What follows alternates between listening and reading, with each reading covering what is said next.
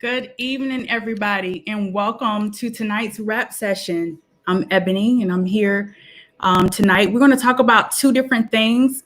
We're going to talk about, well, what we're supposed to be talking about is our culture. Is our culture food killing us, or is it our culture at all? And the second topic is we're going to talk about some church, about the 10 plagues and the coincidence of everything happening right now. So we were supposed to have a special guest on tonight to talk with us about soul food, about our culture food, but that is not going to happen. So we're going to talk about it.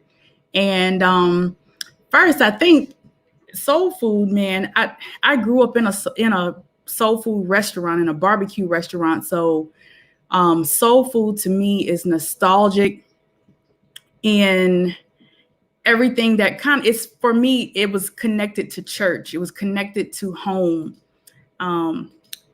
It basically is something that bound the family together. But I want us to kind of explore real quick shows. Shows are usually no more than 15, 20 minutes about soul food and how it came about. So what I want to do first, and all of us are used to the type of soul food that we normally eat, but we have to kind of understand exactly how did it come to be soul food. So number one, it's really important to know the difference in the food that we eat here versus the food that our ancestors were used to over in Africa. And basically it's the same. It's the same type of foods, but it's basically prepared differently. So this is basically what they have to say here. According to Nigerian food blogger, basically the same foods: yams, plantains, peas, okras, tomatoes, lemongrass, rice. Not really accustomed to the type of rice we eat right now, but rice is part of the diet. But the main difference is how it was prepared and the spices and things that, our ancestors did not have access to. So this is what we used to right here. This is soul food for us, with the fried chicken and all that kind of stuff. But before we kind of get into the whole food, let me just kind of dive into church. And so those who, I would say probably at least 30 and over, you can kind of, you know what I'm talking about when it comes down to church. When you wake up on Sunday morning, it's like a whole event. Really church started, or getting ready for church started on Saturday, because you had to get your clothes out. You had to get everything ironed. You had to start cooking foods. Usually the ladies would start cooking on Saturday night. And when you got older, you were responsible for helping prepare the food for Sunday. So then you get up on Sunday morning. The first thing you notice is the smell. It's already smelling like Sunday food. The next thing you probably notice is the music. at least my mom. I mean, we played church music on Sunday. That was either 98.5, and you can give a thumbs up if you know about that, or either Radio Baha'i. That was the big one that my grandmother used to like to play back in the day. So anyway, once you got up, you started getting dressed, you ate breakfast, you went to church, and that was a whole all day event, because it wasn't just church. You had to go to Sunday school. And when you finished with Sunday school, then church started. And then after church started, you had to, sometimes there was meeting after church, you know, especially if you were on any kind of committee. Even the kids had to be involved in committees. I think that's kind of something that we are missing in the community, is the church aspect, because my parents worked all the time, but my grandmother was had us in church all the time. If my parents were not able to go, we were in church all the time. And I mean, you had all these the different things that you had to be a part of. They didn't ask you, did you want to be a part of it? You had to do it. You had to be on, as a kid, you had to be on the J&S choir. That's 2 choirs right there. Then it was the young adult choir. You know, you had YP Deers. I grew up AME. So you had to be part of the young people's division. You had to be part of the junior steward if they had that going on. And so then once Sunday school, church, and all those meetings were over, then you went back home, and then you was able to eat the food. And if it wasn't your parents' Sunday to feed the preacher, then you was basically able to dive into the food that, you know, we're used to now. And this is what we're looking at, you know, fried chicken, macaroni, collards, whatever, ham. A lot of time people had 2 different type of meats, 2 or 3 different type of vegetables, all that good stuff. But traditionally, this is what African food looks like. They use basically the same foods. Here, you can see the yams. You can see the okra in this dish right here. You can see the different meats and things of that nature in it. This is another one. You see a lot of whole foods, okay? It's starchy, but less starch. This is something else right here. So basically the same food. You got the rice, the collards, that kind of thing, but it's prepared just a little bit differently. And 2, something that in West Africa, which is where most, okay, not all, Africans came from, you didn't really have corn, wasn't in the diet. And then you really didn't have things like macaroni and cheese, things like that. You know, you didn't really have in the diet. So what we're used to having in Africa, they always use every part of the animal, every part. Nothing went to waste, sort of like Native Americans, everything. There was a use for everything, including the bones, because you can sometimes get marrow out of them. But things like we're used to neck bones and pig feet and candy yams and chicken feet, something I love, hog head cheese, oxtails, beans, rice, all of that good stuff. We have in our diet, but the main difference is that African foods are flavored mostly with local spices and American versions. But American soul food here is really prepared with a lot of fat. So then we have to ask why. So let me tell you why. Most food that Africans or enslaved people had to prepare were foods were given out based upon the social status. So basically, if you were a slave, you got basically things like the trotters or the feet, the stomach, which is like chitlins, which that's the reason why I don't eat chitlins right now. So just so we get that straight, I do not eat chitlins because we had to clean a whole lot of chitlins where you had to dig the hole and clean all that stuff out of it. Anybody that can relate to having to clean chitlins.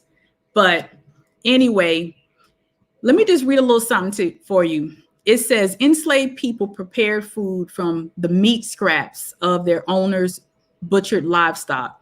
Okay. One of the pieces that was treasured was chitlins. That was the pig intestines. And so chitlins was a staple, and it sustained people for a long time. And during the era of Jim Crow laws, they were actually used as a code.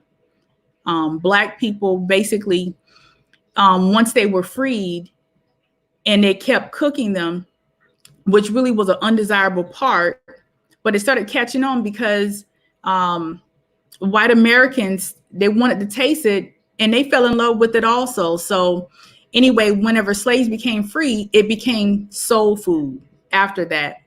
And so after that, I don't know if you ever heard of someone say high on the hog, but basically wealthy people tended to eat the upper portions of the leg, the back.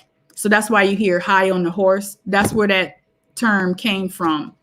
So anyway, what happened was over time, chitlins remained popular after emancipation and well in the Jim Crow era. When Black eateries served it by freed slaves, it was called soul food. And in addition, Black artists started performing at different eateries and clubs, and it was the only way that they knew it was safe to perform at a club or at an eatery is if they were selling chitlins. They knew that it was going to be a place that they could trust, a safe place for them. So basically, all the parts that we're used to were what were undesirable parts that we used and created a whole culture around soul food. So things like cleaner cuts of meat, like chicken breasts and things of that nature, they were not always available because they cost more.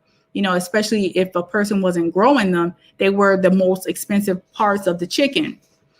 More expensive parts of the animal we didn't have access to, so we had to make do with what we had. So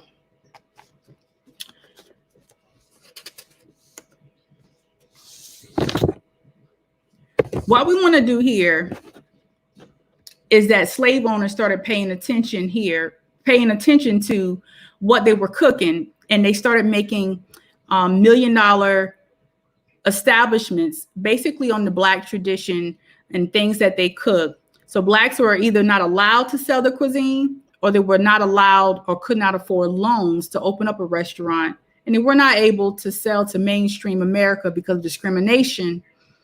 Or they had to cook in the back of their Caucasian business owners. So I'm so very proud, and I want to give a shout out to all the restaurants here in Georgetown, like Annie's, Eve's, Mario's Taste Lounge. My cousin Charchelle has Bubba Gump's. Mr. Wesley Gibson, he has a grill spot right off of High Market as you come in, and he does that on Saturdays. Shout out to the Britton sisters. And so I want to take this time now that if you are a Black business owner in Georgetown, please put include me or the name of the business that you might know here in Georgetown. We're trying to put together some endeavors to help Black business owners with their businesses. So if you would, in the comment section, put the name of your business or just include me. And so that way I can DM you after some point this week to let you know some details on some things that we can help some allies to help you with your business. So also, if you have a business where you are cooking at your home or just on the side and it's not legal yet, please still reach out, let me know, because there are resources to help you get your business legal. So that is available to you. Let me know. We want to be of help to the community. So put the information down there so that we know who you are. So then the last thing, guys, let me get here.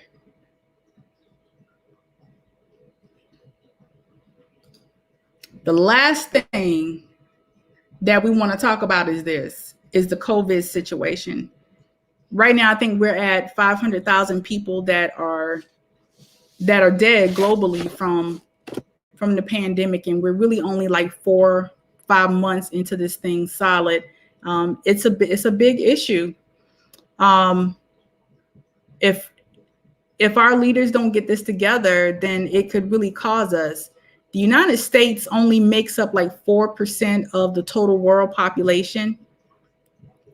And the United States makes up about 25% of all deaths in the world. And that is very discouraging. But we have to take some of this into our own hands. And so I was thinking about, this takes me right back to church, about when the part in the Bible where it says, Pharaoh, let my people go, in the 10 plagues in the Bible, you know, where they have been, the slaves were trying to get free, and the Pharaoh wouldn't do it. And it's really weird with all this stuff going on. Somebody said there's a dust storm coming, that it happens every year, but we've never seen it this big before. And so the 10 plagues served as signs and marvels given by God, basically in response to the Pharaoh's taunt, the Egyptians shall know that I am Lord. So it's ironic that, you know, we had to quarantine. You know, we really should be still trying to stay home as much as possible or within safety. Matter of fact, right now, there are some places that are still under quarantine. You know, we've opened up everything. A lot of businesses are closing down. Unfortunately, we're trying to put together some things to help some business owners here in Georgetown. So again, let me know in the description box about your business so that we can hopefully try to help you out. But anyway, when it comes back down to the pandemic, the Pharaoh did not ease up until it hit his own home, until his child, and it's unfortunate, but I mean, it just seems like with the leadership that things aren't going to be done unless the people who are in can feel it, just like how we're feeling it. You know, we've had a number of deaths here in between Georgetown and Horry County. And the one thing I want, hopefully, folks to get from the Pharaoh, the story in the Bible about the Pharaoh and how the Egyptian eventually was freed because of those plagues, is that the people wandered around in the desert for 40 years. That's a long time. So we definitely need to make sure that history, there's nothing new under the sun. My grandmother always told me that things that you kind of pick up in church, there's nothing new under the sun. And one thing for sure is that once things can kind of level out and get to a resolution, we don't want to ramble around. So definitely you need to strategize. We have to work together so that we're not rambling around once things gets better. I also want to encourage people to make sure that they vote November the 3rd. And we're going to really be pushing this hard, that encourage all your friends and family to make sure that they go out, because if we don't vote for people that are for us, then you're going to keep experiencing the same thing. So also, when it comes down to the mask and things of that nature, y'all, I found this really cool article that I wanted to share with you. And it's about respect. I think that we need to respect one another. So it says here, wearing a mask is a sign of mutual respect during the coronavirus. All right, there's this doctor here. And he explains basically that wearing a mask helps to stop the spread of the COVID-19 and shows respect for others. Y'all should check this out. It's on Forbes website here. You know, when we look around, just like, for example, I was out today and, you know, I for whatever reason, people were not wearing masks. But according to him, he says that wearing a mask is a true sign of respect for others. It does not impede on your rights. It doesn't. We have to wear them for each other. And that's just out of respect. So I want to encourage everybody, please wear your mask and find out more about your history. So hopefully we can do this show over again whenever we can get our special guest for her to come back on and talk about soul food and the history of it. I appreciate y'all for watching tonight, and thanks for joining.